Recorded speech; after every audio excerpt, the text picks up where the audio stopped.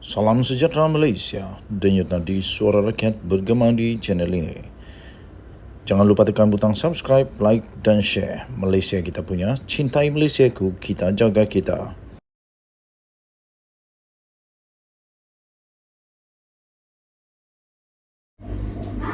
Salam sejahtera Malaysia, denyut nadi suara rakyat bergema di channel ini. Ini berita yang pasti mengejutkan Mahathir. Pasti membuat Mahathir terkejut betul.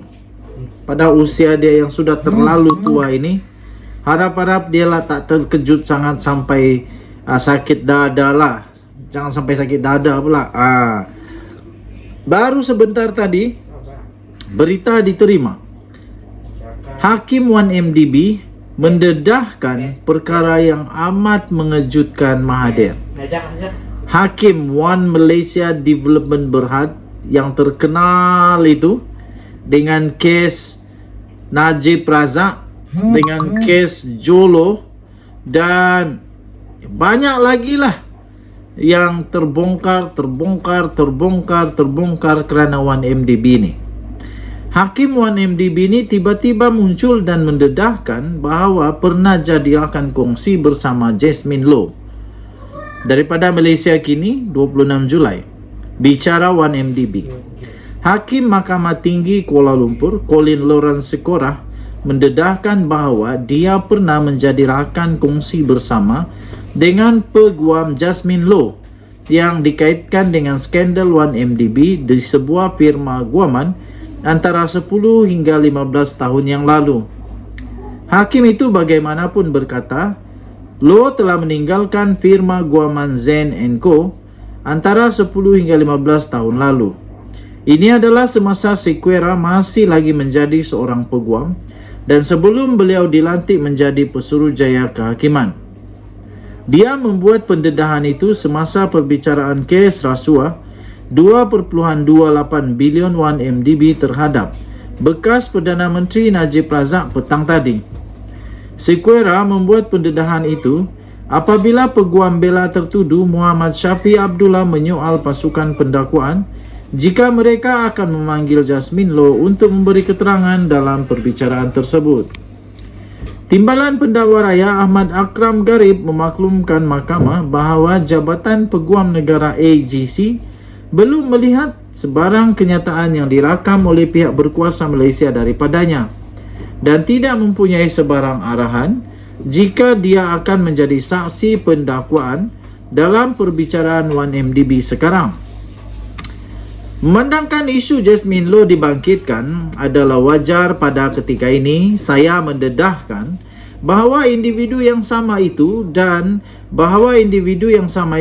saya sendiri adalah rakan kongsi dalam firma guaman ketika saya menjadi peguam. Firma itu adalah Zen & Co, sebuah firma bersaiz sederhana. Ia sudah bertahun-tahun dahulu, sekitar 10 hingga 15 tahun yang lalu, saya tak ingat. Dia telah meninggalkan firma guaman itu, kata Sequeira.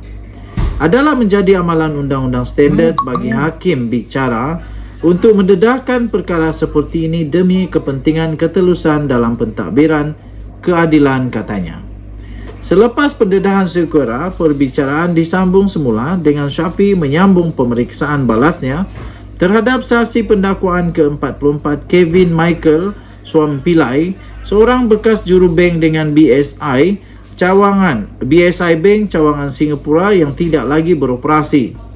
Pada 12 Julai yang lalu, Menteri Dalam Negeri Saifuddin Nasution Ismail mendedahkan dalam sidang akbar bahawa Low menyerah diri kepada pihak berkuasa Malaysia selepas berada di luar negara selama bertahun-tahun.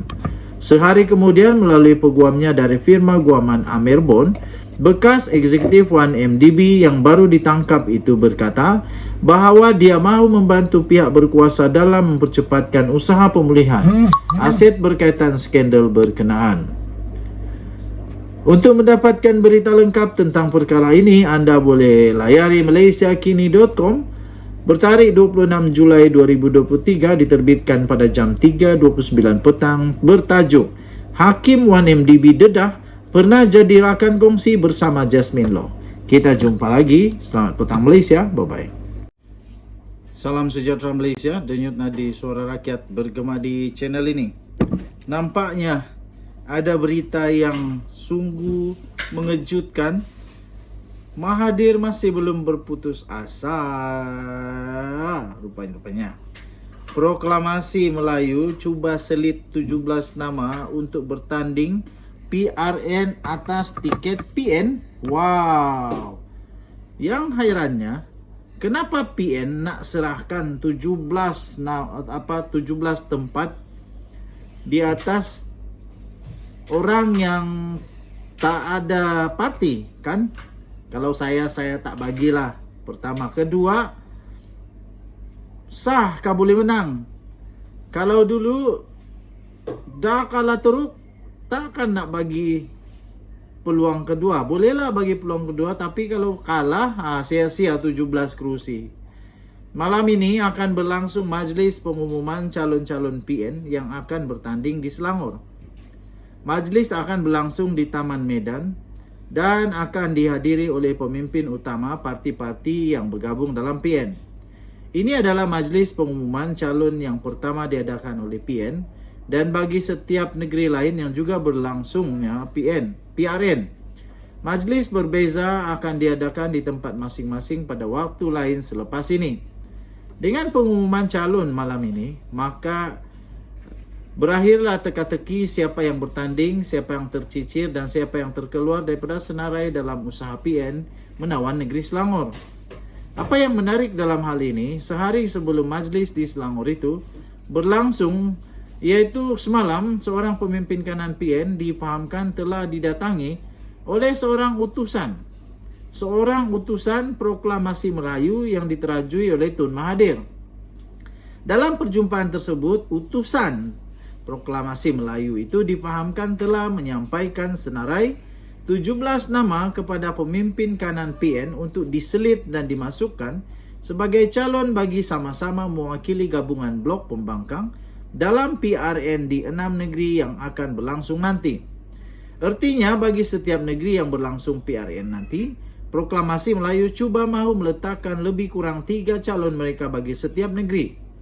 Difahamkan lagi bahawa disebut oleh utusan proklamasi Melayu itu bahawa senarai 17 nama itu ialah calon-calon yang dipilih dan telah dipersetujui sendiri oleh Tun Mahathir. Pemimpin kanan PN yang ditemui utusan proklamasi itu bagaimanapun dikatakan tidak memberi sebarang komitmen atas perkara tersebut. Malah beliau diberitakan menyebut kepada utusan proklamasi Melayu itu, kami pun tak habis bergaduh lagi bab calon ni, katanya. Makna kata dalam sibuk-sibuk bercakap soal Melayu, perlunya Melayu bersatu, Melayu akan terus terpinggir dan macam-macam lagi tentang Melayu. Rupa-rupanya yang diutamakan bagi proklamasi Melayu tetaplah juga kepentingan kerusi dalam pilihan raya. Tak turut bertanding tak bolehkah? Atau kalau nak bertanding juga, kenapa proklamasi Melayu tak guna kekuatan dan tiket sendiri? Mengapa mesti mahu menumpang kekuatan PN? Agak-agaknya apa jadi selepas ini jika tiada satu pun daripada 17 nama itu diterima oleh Perikatan Nasional? Ditulis oleh Sahbudin Husin, 26 Julai 2023, diterbitkan di sahbudin.com.net. Denyut nadi suara rakyat bergema di channel ini. Jangan lupa tekan butang subscribe, like dan share. Malaysia kita punya. Cinta Malaysia, aku kita jaga kita. Bye-bye. Salam sejahtera Malaysia. Denyut nadi suara rakyat bergema di channel ini. Ini berita amat mengejutkan. Seluruh Malaysia pasti tak percaya dengan benda ni, tapi betul-betul terjadi. Pernahkah anda jumpa 38 juta wang tunai? 38 juta wang tunai. Pertama. Kedua, pernahkah anda melihat 200 kilogram emas? Wow. Huyo, kalau ini memang tahap apa punya kaya lah. Tapi yang mengejutkan, seorang datuk ini ditahan. Datuk ini ditahan bersama dengan 38 juta wang tunai dan emas sebanyak 200 kilogram.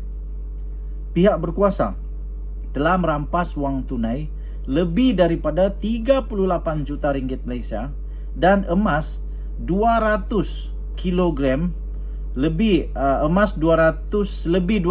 kilogram bernilai lebih 60 juta. Hoyo, lebih daripada 60 juta dan 17 kereta mewah daripada pengedar filem yang bergelar Datuk yang ditahan atas dakwaan pengubahan wang haram pada awal minggu ini. Kes berkenaan disiasat di bawah Akta SPRM 2009, Akta Pencegahan Pengubahan Wang Haram, Pencegahan Pembiayaan Keganasan dan Hasil daripada Aktiviti Haram, Akta Percukaian 1967 dan Akta Kastam 1967. Dalam satu kenyataan, Ketua Pesuruhjaya SPRM Azam Baki berkata, rampasan berkenaan adalah hasil operasi pasukan petugas agensi-agensi penguatkuasaan Malaysia, Multi Agency Task Force atau MATF yang diketuai oleh SPRM. Operasi pada Isnin itu telah melibatkan seramai 315 orang pegawai dan anggota daripada 6 agensi serta dijalankan di 34 lokasi sekitar Kuala Lumpur dan Selangor. Operasi itu dijalankan dengan kerjasama 6 agensi penguatkuasaan lain, iaitu Polis Diraja Malaysia, Jabatan Immigration Malaysia, Jabatan Kastam Diraja Malaysia, Bank Negara Malaysia, Lembaga Hasil Dalam Negeri dan Cyber Security Malaysia. Operasi yang diberi nama sebagai Ops 82S merupakan kes pertama yang dijalankan di bawah pasukan petugas MATF yang dipengerusikan sendiri oleh peguam negara menurut kenyataan itu. Menurut kenyataan itu lagi, dengan rampasan berkenaan, pihak berkuasa berjaya melumpuhkan satu sindiket rasuah, pecah amanah, penyeludupan barang-barang haram dan pengurangan cukai tidak sah. Antara jenama kereta mewah yang dirampas ketika serbuan termasuklah Maserati, Ferrari dan Mercedes-Benz. Suspek dibebaskan selepas reman tamat. Malaysia kini semalam melaporkan SPRM telah menahan 2 orang ahli perniagaan terkenal dalam pengedaran filem dari India dan membawa masuk artis dari negara itu untuk membuat persembahan di Malaysia. Turut ditahan ialah ahli perniagaan dan ahli politik yang rapat dengan Bersatu yang sebelum ini mengumumkan hasrat untuk bertanding kerusi DUN di Negeri Sembilan pada pilihan raya negeri akan datang. FMT mengenal pasti salah seorang ahli perniagaan berkenaan sebagai Abdul Malik Dastiger, pengasas dan pengerusi Malik Group of Companies yang terdiri daripada Malik Streams Corporation Sdn Bhd, Malik Maju Sdn Bhd, Malik Streams Antenna Movies Sdn Bhd dan Malik Stream Production and Distribution. Sumber memberitahu Malaysia kini bahawa Malik dan ahli politik berkenaan telah dibebaskan selepas permohonan lanjut tahanan reman ditolak oleh mahkamah hari ini. Ahli perniagaan kedua yang juga seorang lagi pengedar filem yang mengedarkan filem biografi Perdana Menteri Anwar Ibrahim, Anwar dan Untold Story dijangka dibebaskan esok selepas disoal siasat, kata sumber itu. Dilaporkan juga bahawa SPRM akan memanggil bekas Menteri Kabinet untuk membantu siasatan berhubung perkara itu. Sumber itu memberitahu Malaysia kini bahawa agensi itu masih belum memanggil menteri berkenaan untuk disoal siasat. The Star awal hari ini mengenal pasti bekas menteri itu sebagai M. Saravanan yang menafikan sebarang pengetahuan mengenai perkara itu.